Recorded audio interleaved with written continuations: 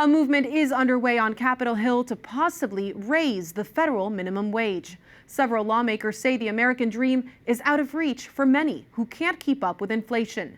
Now, 2 senators are urging Congress to take action on their bill. Capitol Hill correspondent Erik Rosales has more. Good evening. Republican Senator Josh Hawley and Democratic Senator Peter Welch want to double the federal minimum wage to $15 per hour with automatic increases for inflation. They say it's long overdue, and they want the wage increase to start January 2026.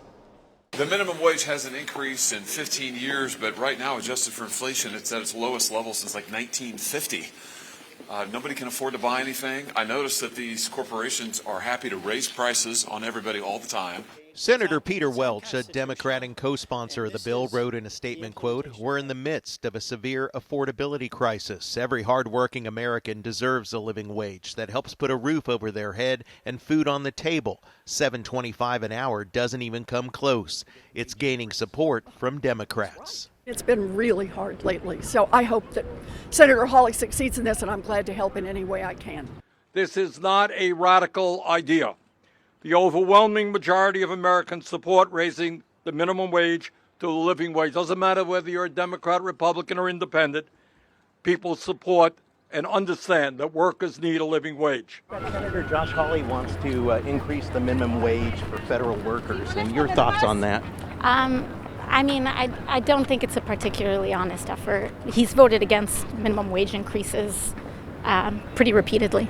GOP leaders argue that increasing the federal minimum wage would only end up raising costs for businesses, which in turn would make local goods and services more expensive for consumers. Some economists estimate that it could cost over 800,000 jobs. When you raise a minimum wage of $15, you reduce the number of people who can get a beginner's job, work at a fast food restaurant, work whatever the case might be in the service sector or otherwise. So I just think manipulating markets with mandatory wages doesn't make any sense. By the way, the U.S. Conference of Catholic Bishops says it's a moral imperative to support a living wage so that people can live decently, maintain a family, and acquire property.